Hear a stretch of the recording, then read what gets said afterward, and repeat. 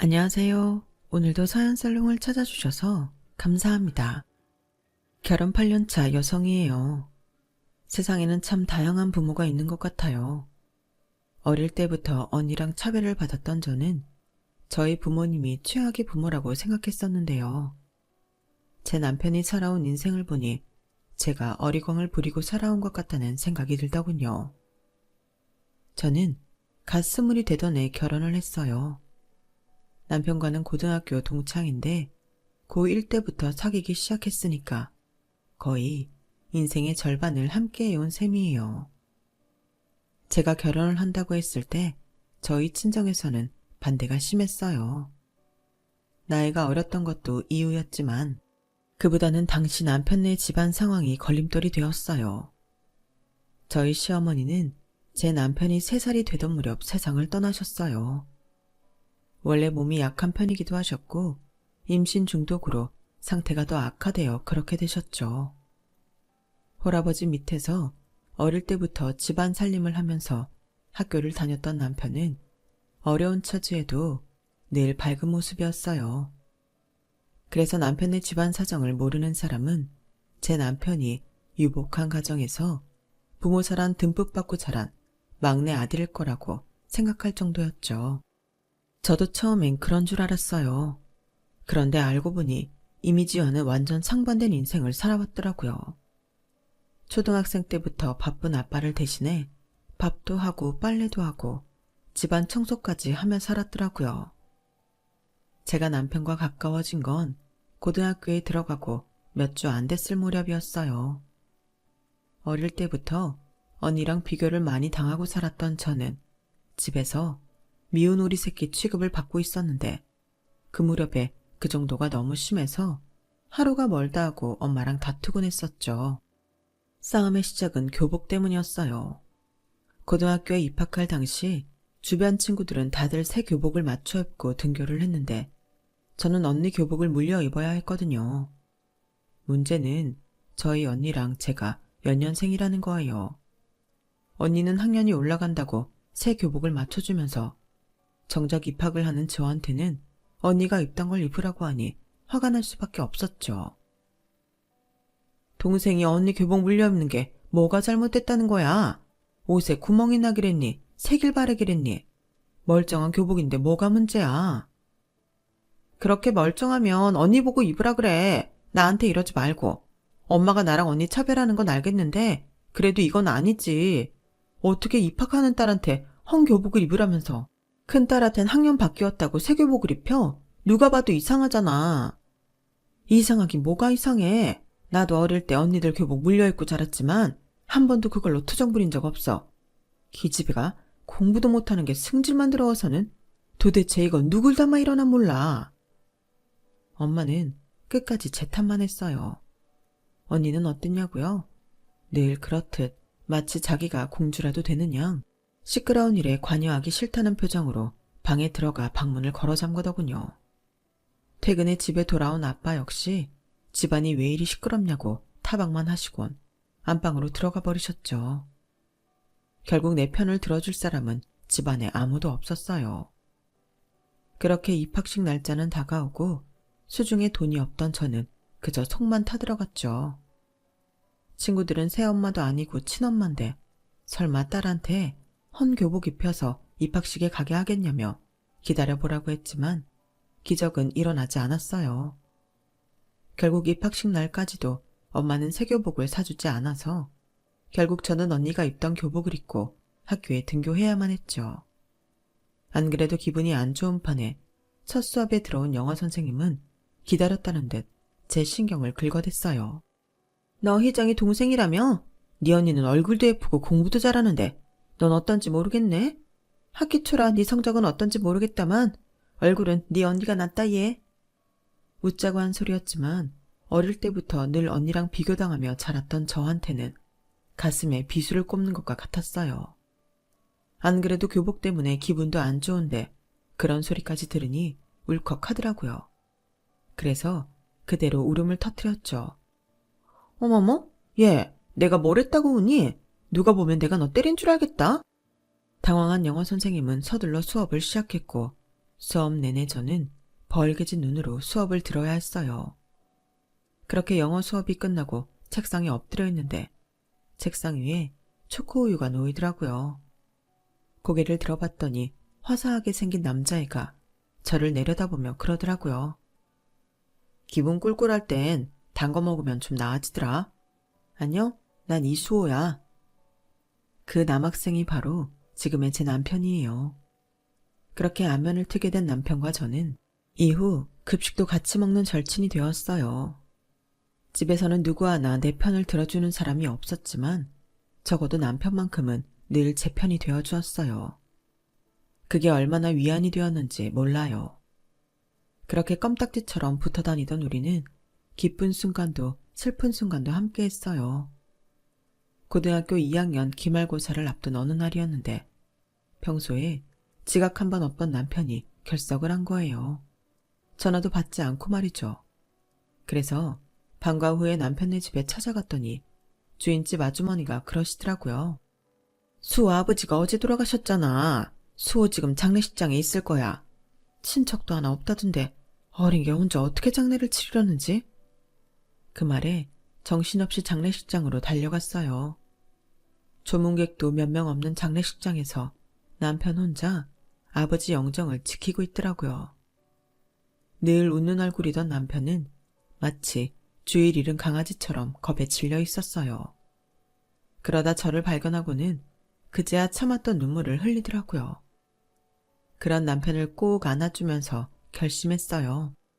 앞으로는 내가 수호를 지켜줘야겠다고요. 내가 수호의 가족이 되겠다고 말이죠. 그래서 저는 장례를 치르는 내내 남편 곁을 지켰어요. 그 바람에 부모님한테 엄청 혼났지만 그런 건 상관없었어요. 부모님한테 혼나는 것보다 나한테 소중한 사람을 외롭게 혼자 두는 게 제게는 더 큰 문제였으니까요. 20살밖에 안 된 나이에 결혼을 감행한 것도 세상에 홀로 남겨진 남편의 가족이 되기 위해서였어요.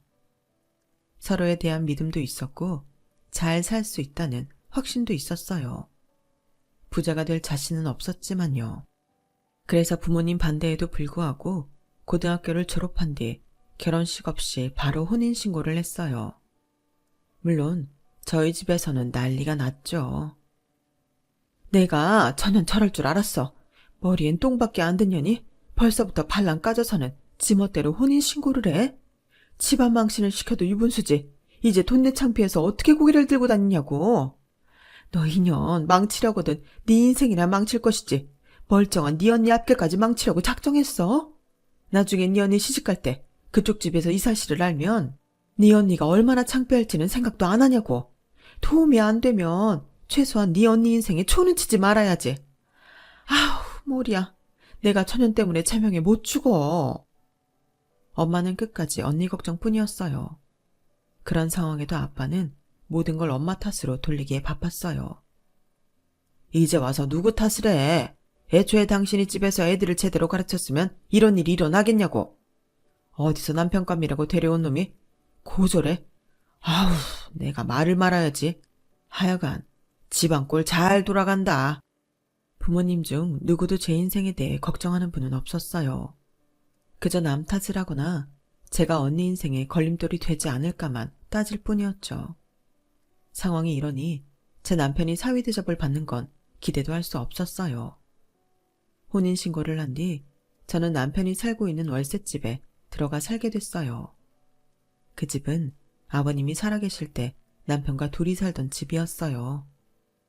원래는 전세였는데 아버님이 돌아가실 때 남기고 간 빚이 있어서 그걸 갚느라 보증금을 빼서 쓰게 되었던 거였죠. 하루아침에 하나뿐인 아빠마저 잃고 집도 없이 떠돌게 된 남편이 안쓰러워 주인 아주머니가 편의를 봐주셔서 시세보다 저렴하게 살고 있었어요. 상황이 이러니 저희 집에서는 저희 결혼에 말이 많을 수밖에 없었죠. 그런데 부모님께는 말씀 못 드린 비밀이 하나 있었어요. 아버님이 남긴 빚이 다 해결된 게 아니란 거였죠. 일단 급한 건 전세 보증금을 빼서 해결을 했는데 그렇게 갚고도 여전히 빚이 남아 있었거든요.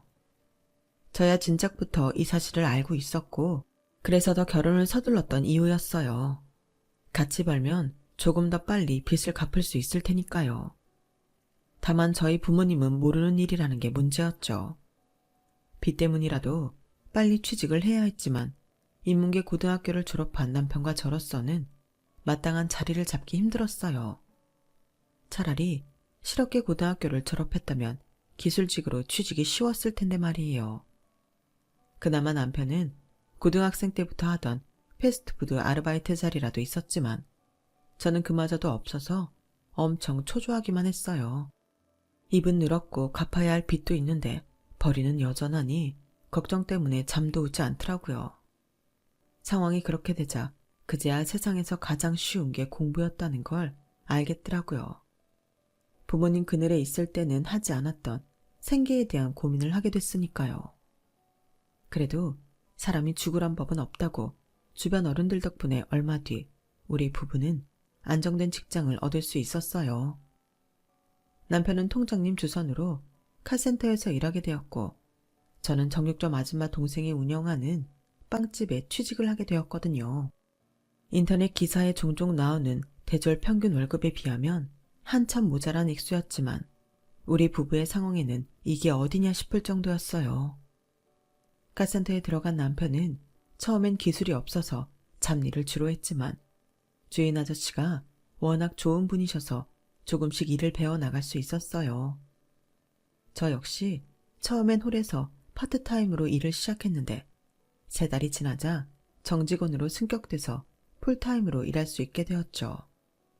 거기다 반년쯤 지난 뒤부터는 사장님 권유로 제빵학원을 다니며 일할 수 있게 되었어요. 홀에서 하는 일은 기술이 없어도 되니까 취직도 하기 쉬워. 하지만 그건 언제든 나 아닌 다른 사람으로 대체될 수도 있다는 얘기이기도 해. 수정아, 지금은 네가 아직 어려서 일자리도 많겠지만 애 낳고 나이 들면 점점 더 일자리 구하기 힘들어질 거야.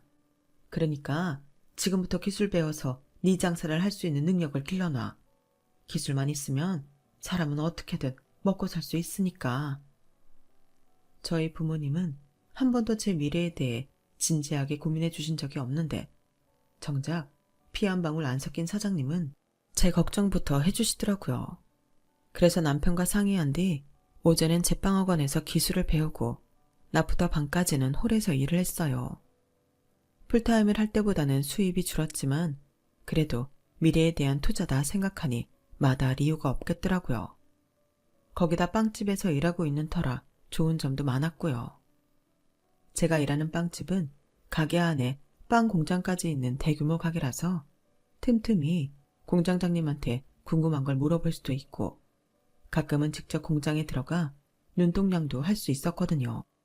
덕분에 같이 공부하는 친구들에 비해 배우는 속도도 빠르고 이해도도 높았어요.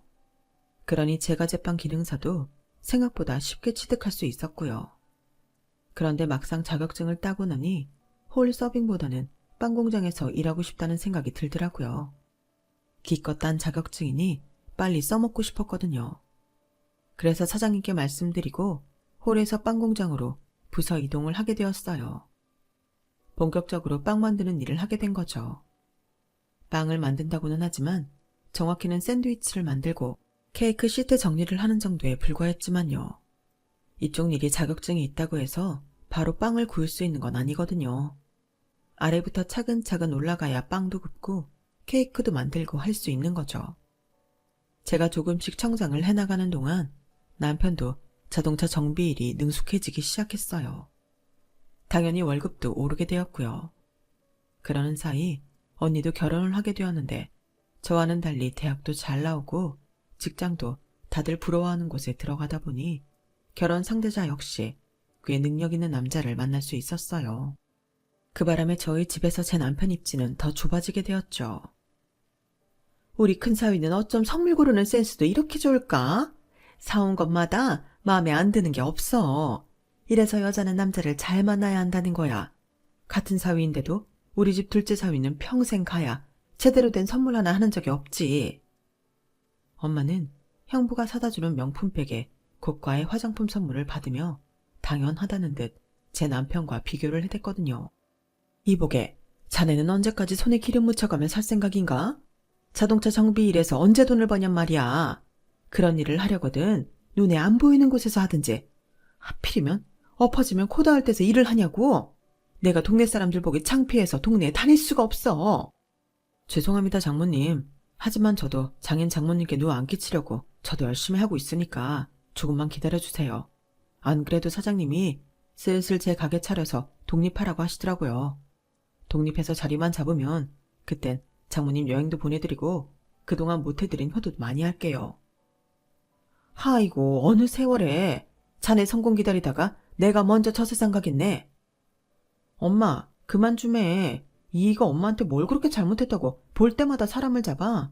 그리고 매번 형부랑 비교하면서 구박만 하는데 그러는 엄마는 내 남편한테 해준 게 뭐 있어. 형부는 집 올 때마다 갈비찜이며 삼계탕이며 상다리 부러지게 차려주면서 내 남편한테는 밥이나 제대로 차려준 적 있어? 엄마가 형부한테 하는 거 밥만이라도 해주고 그런 소리를 하면 나도 뭐라고 안 해. 근데 아니잖아. 왜 해주는 것도 없으면서 매번 사람만 잡느냐고. 친정에 올 때마다 엄마의 큰 사위 사랑에 기가 죽는 남편을 보니 저도 화가 나서 엄마랑 다투기 일쑤였어요. 네 형부랑 네 남편이 같아? 학벌이 있기래 집안이 번듯하기래. 이쁜 구석이 있어야 나도 사위 대접을 하지. 아, 그러셔? 알았어. 그럼 앞으로도 엄마는 그 잘난 큰 사위 끼고 천년만년 잘 사셔. 나도 내 남편 홀대하는 이런 집엔 다시는 안 올 테니까. 처음부터 친정에게 달갑지 않았지만 남편이 하도 닥달하는 통에 왔던 건데 결국 그날도 엄마랑 한바탕 싸우고는 그대로 집으로 돌아가고 말았어요. 그럴 때마다 남편은 제게 미안해했죠. 수정아, 난 괜찮아.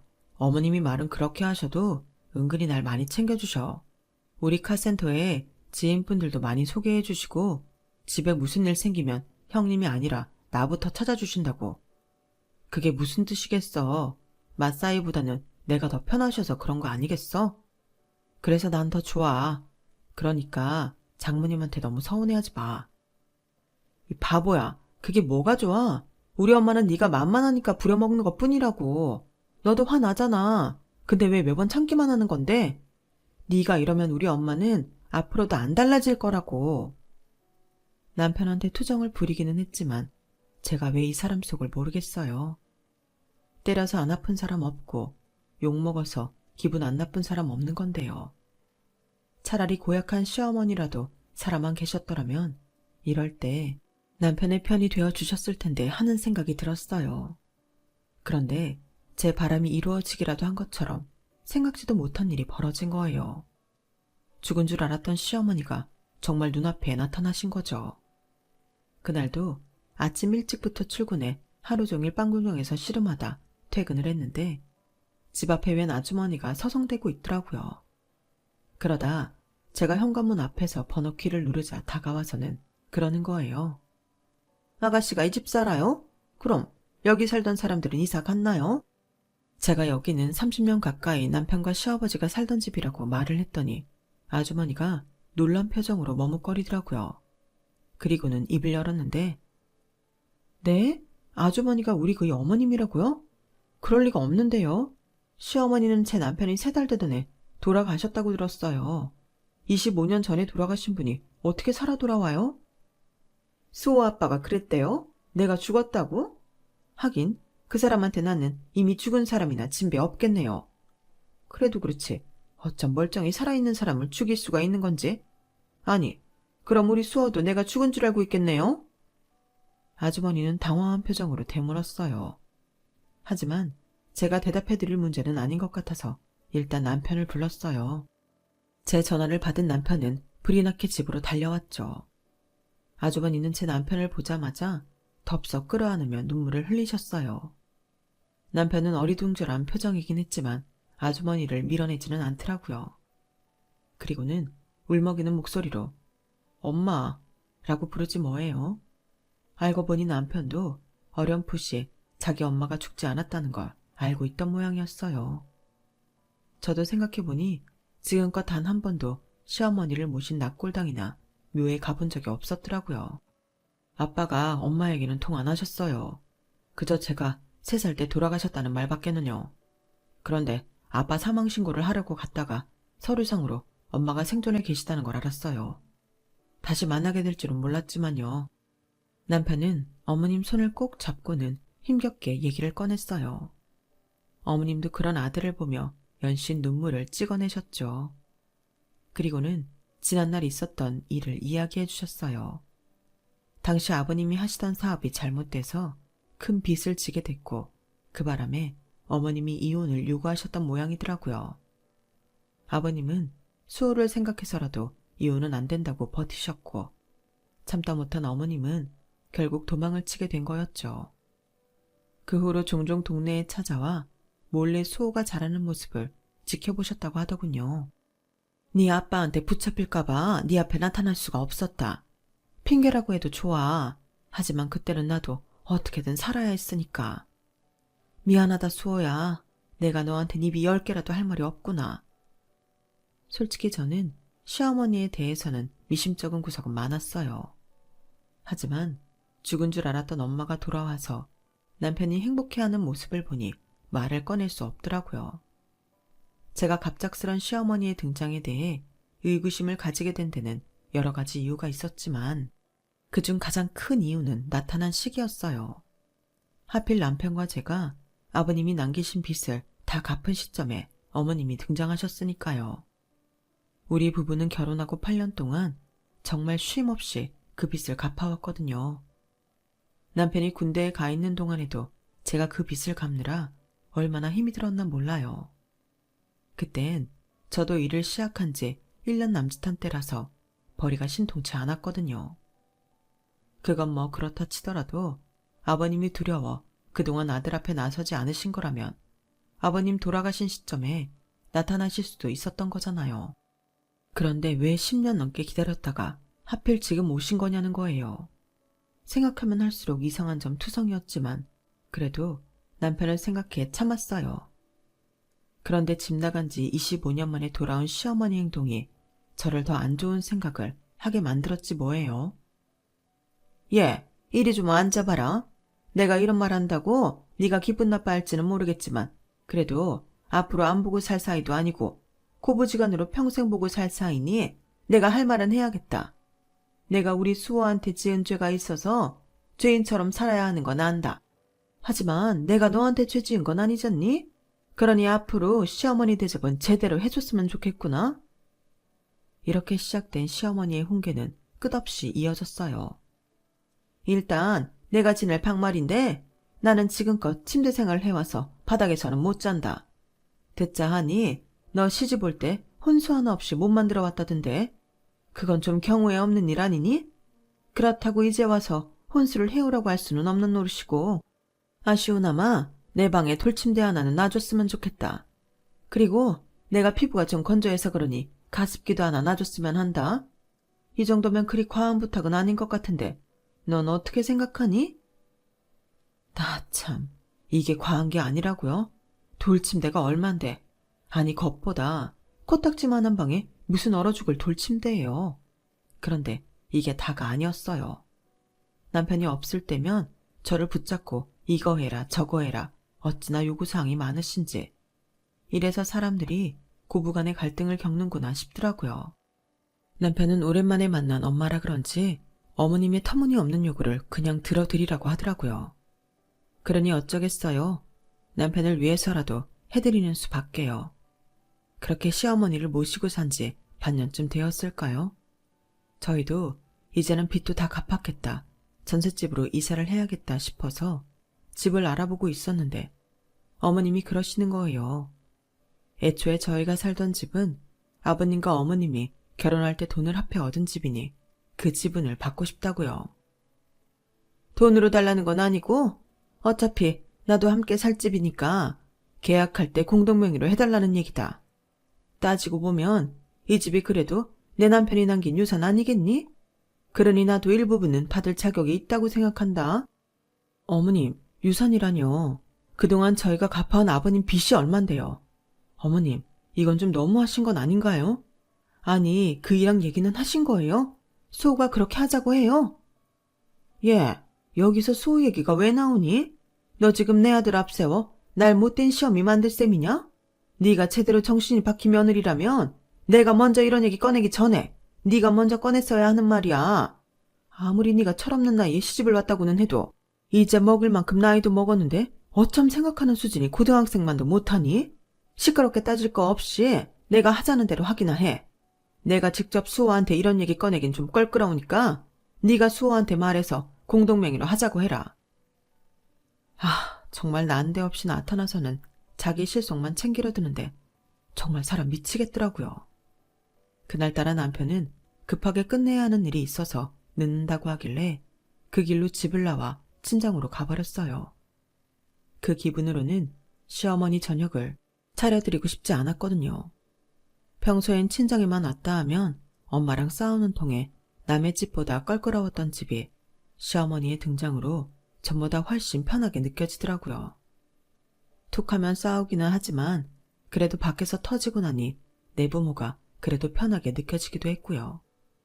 엄마도 제 표정을 보고는 지레 짐작을 했는지 평소처럼 가시돋친 말로 쏘아대지는 않았어요. 그리고는 별 말 없이 저녁상을 차리던 식탁에 제 수저도 놓으시더라고요. 입을 꾹 다문 채 꾸역꾸역 밥을 먹는데 엄마가 슬쩍 눈을 띄우더라고요. 네 시어머니는 어쩌고 이 시간에 여기로 왔어?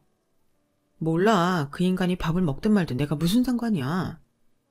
그러자 엄마는 낚싯줄을 슬슬 잡아당기듯 궁금했던 질문을 쏟아냈어요.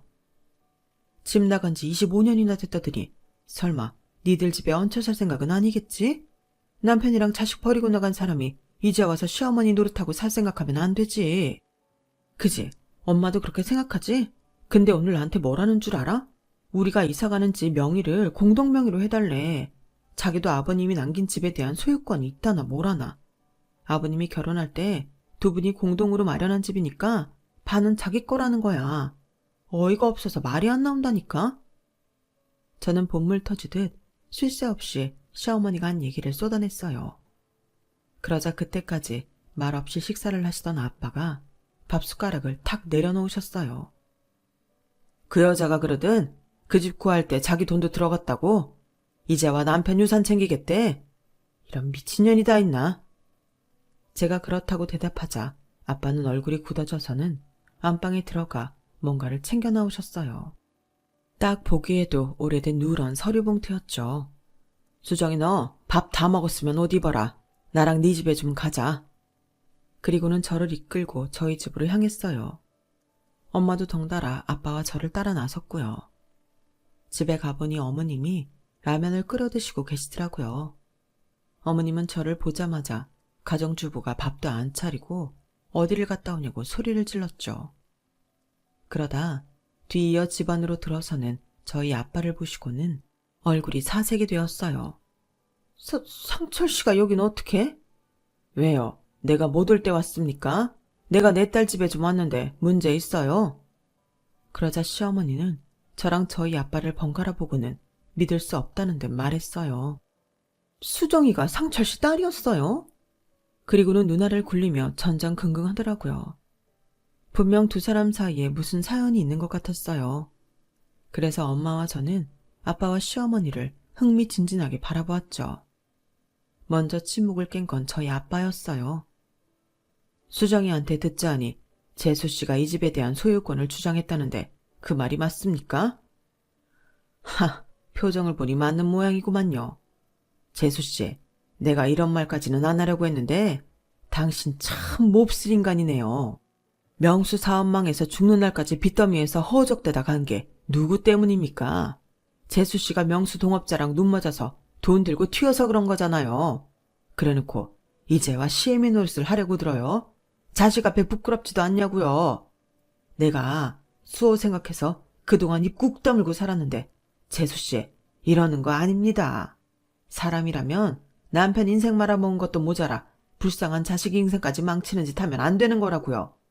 그쪽이 남편 유산 운운하며 이 집에 대한 소유권 주장한다길래 나도 이참에 묵은 빚 좀 받으러 왔습니다. 명수 결혼할 때 나한테 돈 빌린 거 기억하죠? 신혼집 구한다고 빌려간 거니 재수씨도 잘 알 겁니다. 그때 받아둔 차용증 여기 있으니 확인해 보세요. 아빠가 건넨 서류 봉투에는 오래전 작성한 차용증이 들어있었어요. 거기에는 수호 아버지 도장과 함께 시어머니 도장도 찍혀 있었죠. 바람난 마누라 때문에 인생 망친 명수도 불쌍하고, 내가 우리 딸이랑 결혼하고 난 후에 한 사실이지만 어린 나이에 부모 잃고 부모비 갚하게만 사는 수호도 불쌍해서 그간 말 않고 있었는데, 재수씨가 유산 받겠다는 얘기를 하니까 나도 가만히는 못 있겠더라고요. 그래서 이참에 재수씨한테 입이 다 받아내야겠습니다. 그러자 시어머니가 표독스럽게 인상을 쓰며 그러는 거예요. 그 빚을 왜 내가 갚아요? 유산은 아들이 받았는데 내가 왜요? 돈 받고 싶으면 수호한테 받으세요. 난 모르는 일입니다. 그때였어요. 엄마, 언제 왔는지 남편이 현관에 서서 떨리는 목소리로 말했어요. 정말 엄마가 우릴 떠난 이유가 남자 때문이었어요? 아빠가 빚더미에 앉은 게 엄마 때문이었냐고요? 그래놓고 이제 와서 아빠 유산을 챙기겠다고요?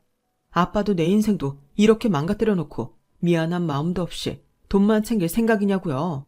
아빠는 죽는 순간까지 엄마에 대해 나쁜 말 한 적 단 한 번도 없었어요.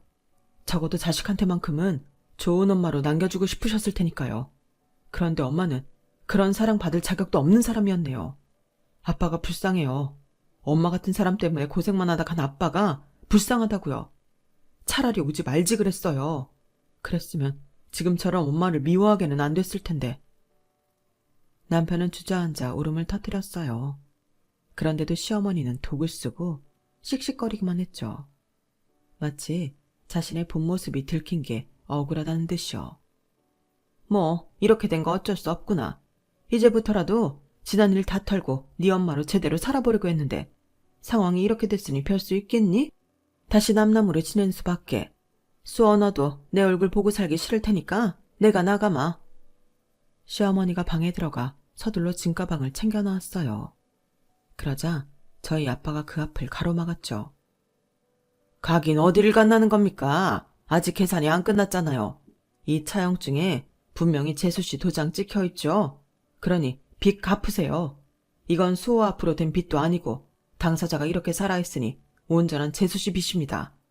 그간 밀린 이자까지 합해서 10원짜리 동전 하나 빠짐없이 다 받을 테니까 10년이 걸리든 50년이 걸리든 다 갚으라고요. 그제야 자신이 벗어날 길이 없다는 걸 알게 된 시어머니는 세상 불쌍한 척을 해가며 싹싹 빌었어요. 하지만 아빠는 절대 속아주지 않았죠. 결국 아빠는 시어머니를 데리고 근처 파출소를 향했고 얼마 뒤 소송을 통해 시어머니한테 밀린 빚을 받아냈어요. 전부는 아니고 일부분이었지만 앞으로도 매달 일정 금액을 받기로 했죠. 그렇게 받은 돈은 저희가 전셋집 구하는 데 보태주셨어요. 어차피 처음부터 받을 생각이 없었던 돈이라면서요. 이번 일을 겪으면서 많은 변화도 있었어요. 무엇보다 저희 엄마가 많이 변하셨죠. 그날 제 남편이 시어머니 때문에 주저앉아 우는 모습을 본 엄마가 많은 심경의 변화를 일으키셨거든요. 자식 키우는 부모로서 제 남편이 너무 불쌍하고 괜히 미안해졌다나요? 그래서 지금은 저희 형부보다 제 남편을 더 챙기신답니다. 결혼할 때 남편에 대해 모르고 반대한 아빠도 미안함과 남편의 삶에 대한 안타까움에 그동안 아무 말 못했는데 이제 남편을 대놓고 챙기시고요. 아무나 안 준다는 삼계탕 다리도 제 남편 손에 쥐어주실 정도로요. 비록 남편은 친모는 잃었지만 그래도 장인과 장모를 얻을 수 있어서 자기는 행복하다고 하더군요. 하지만 그 속이 오죽하겠어요. 그래서 앞으로는 제가 더 남편을 아끼고 보듬어 주려고 합니다.